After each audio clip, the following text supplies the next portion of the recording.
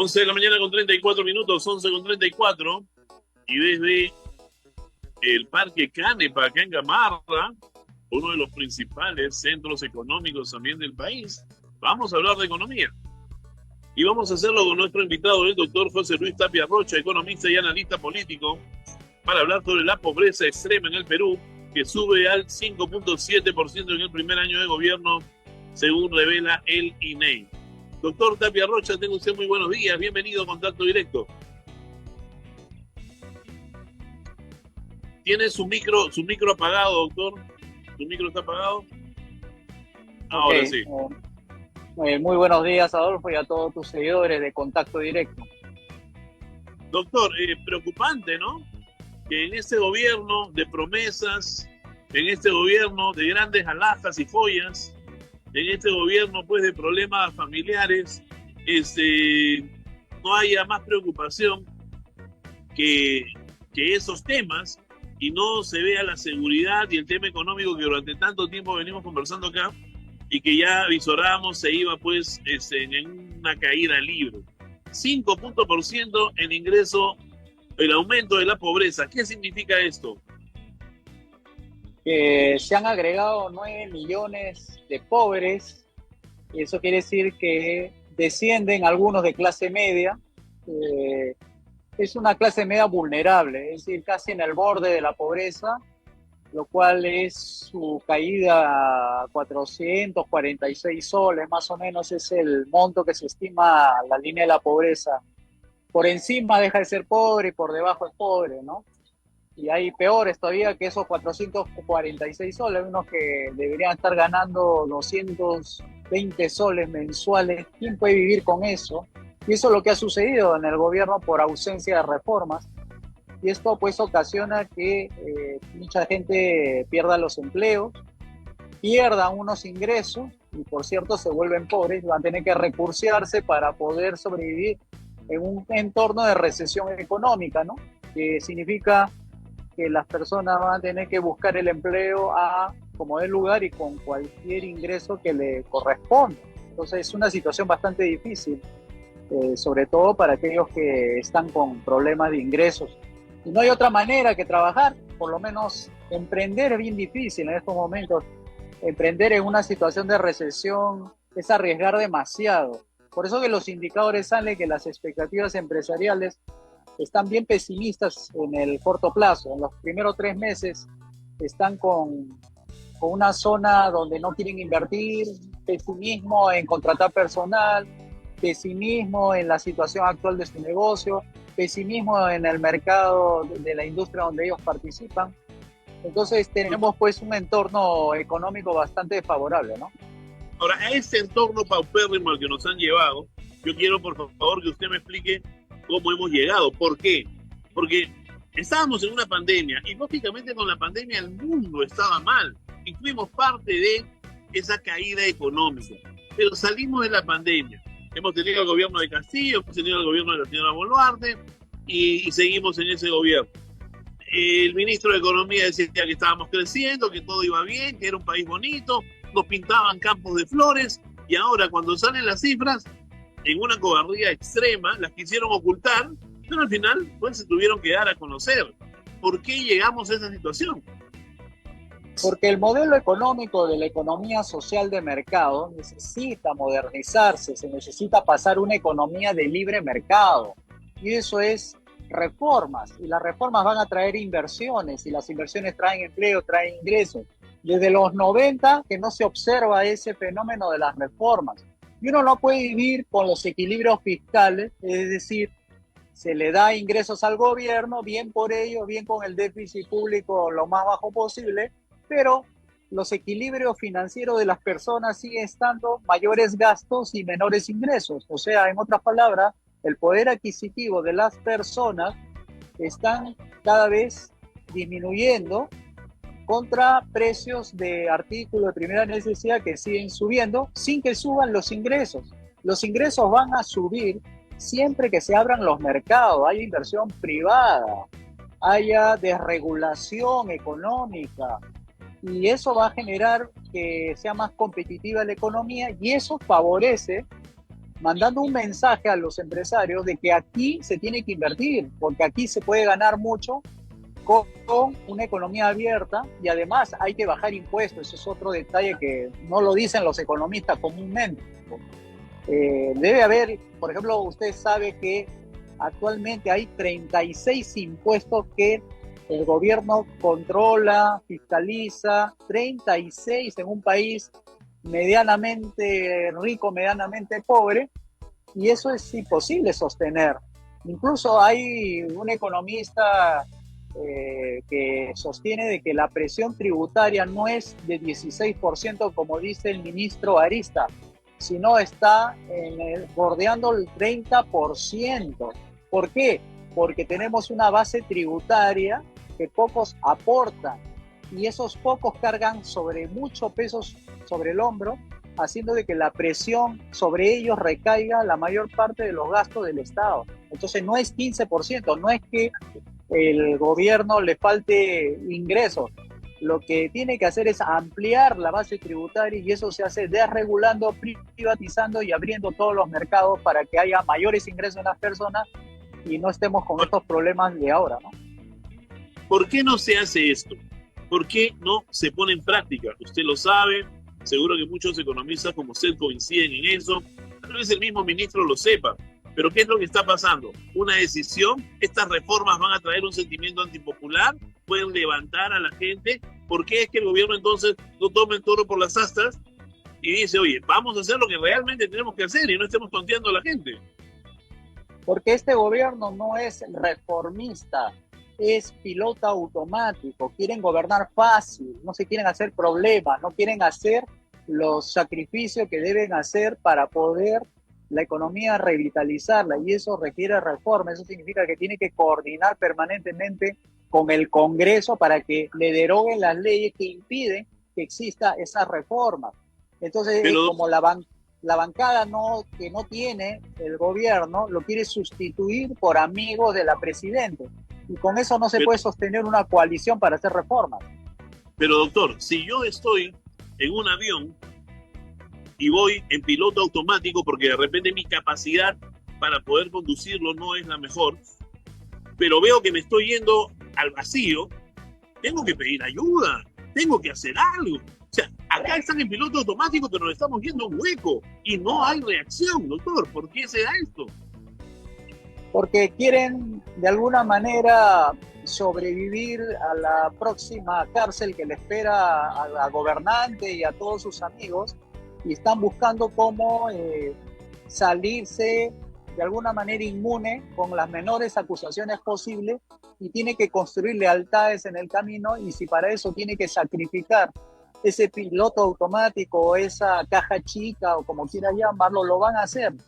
Además, no tenemos un ministro de Economía que lidere las reformas. Está muy debilitado después del jalón de orejas que le han hecho la presidenta al ministro por haber dicho que era un gobierno débil, cuando lo es en realidad, eso sí ha dicho la verdad, pero políticamente pues la presidenta no puede verse en esa situación de debilidad, porque eso sería como darle comida a los leones, ¿no?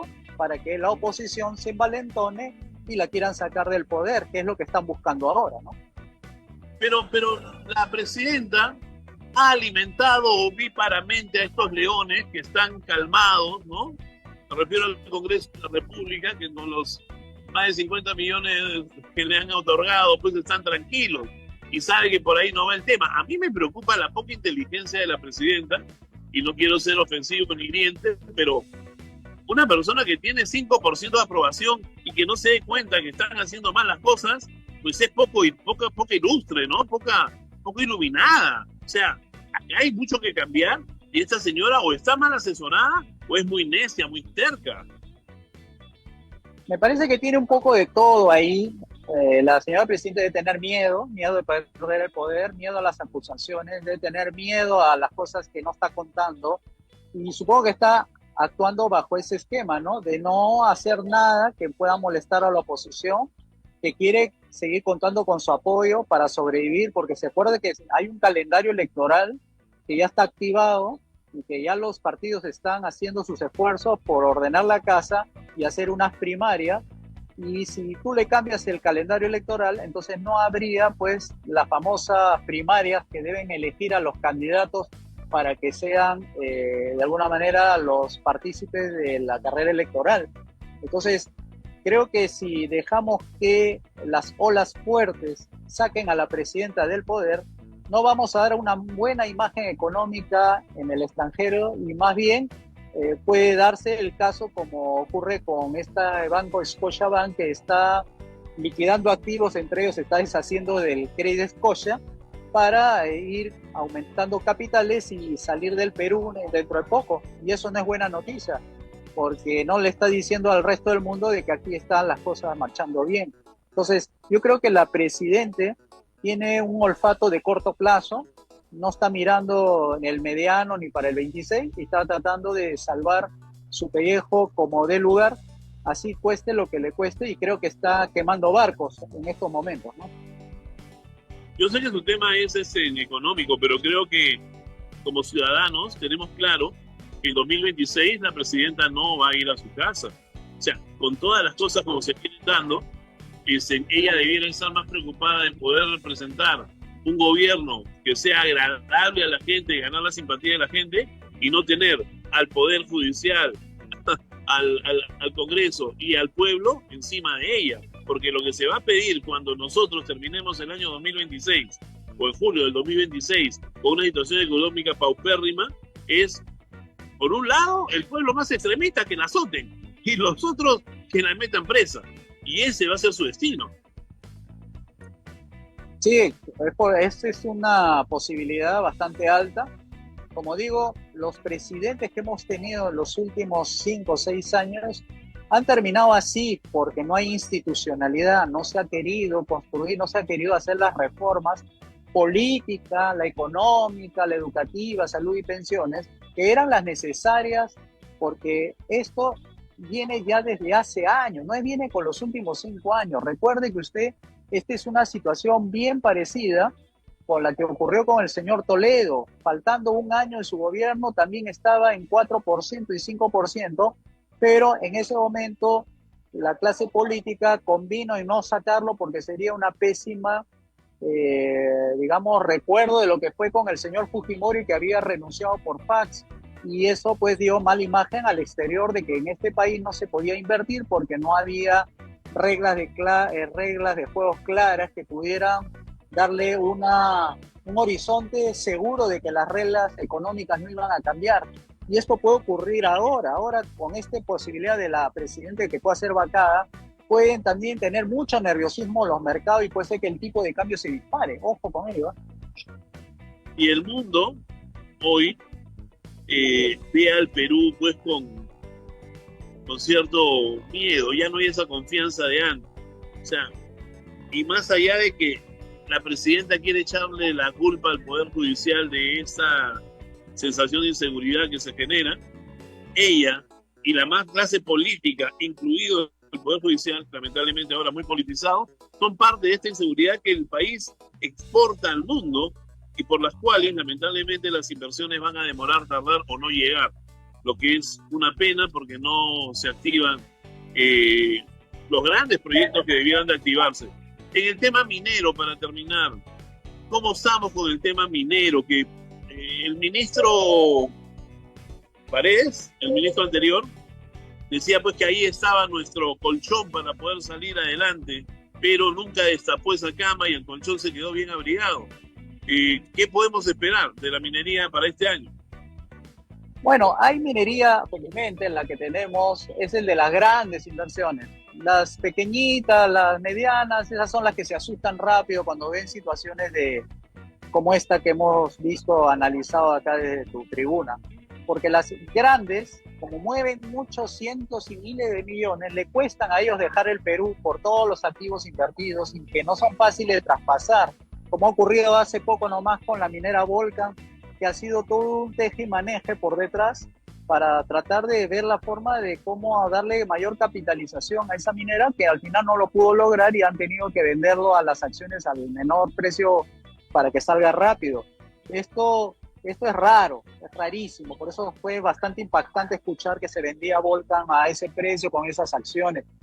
nosotros estamos esperando también que no ocurra lo mismo, pero es muy improbable pues, de que las cosas se mantengan en el corto plazo quietas y eso asusta a los mercados por lo general. Y yo creo que como hay digamos, una percepción de que el Perú todavía mantiene ciertas rigideces fiscales que le ha dado la seriedad como país, se va a mantener todavía unos años más el impulso de la minería grande, es decir, 5.000 millones de dólares es lo que está ahorita en inversiones para este año y esperemos que esto siga creciendo. Y esto es lo que digo, porque acá apuestan a largo plazo la minería grande, ¿no? Por un lado, la minería grande está siendo atacada por el terrorismo. Y por otro lado, hay voces dentro del gobierno que piden la formalización de la minería informal.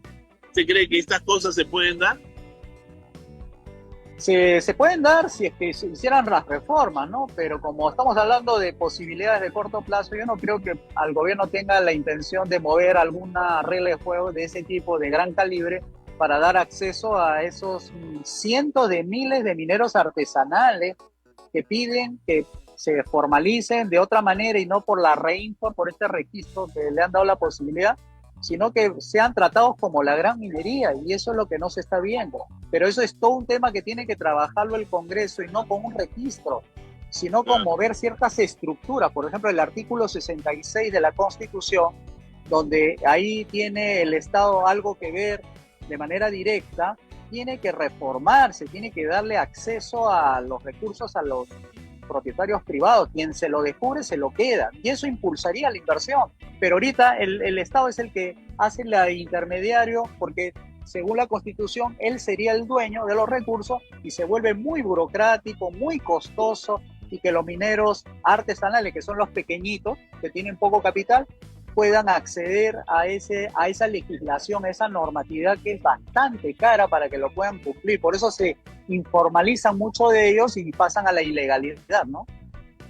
Esperemos que las cosas cambien, doctor, porque realmente con esa subida de la pobreza es preocupante, más cuando no vemos un norte, no vemos un camino, no vemos una hoja de ruta de parte del gobierno, no sabemos a dónde más y a dónde van. Y ojalá que las recomendaciones puedan también ser oídas, escuchadas, ¿no? Y haya un acto de contrición, de reconocer los errores y poder cambiar las cosas para el beneficio de todo el país. Siempre un gusto conversar con usted, doctor Tapia Rocha. Hasta la próxima. Igualmente, Adolfo, nos vemos pronto. Muchas gracias. Gracias. El doctor José Luis Tapia Rocha, economista, ha estado con nosotros conversando sobre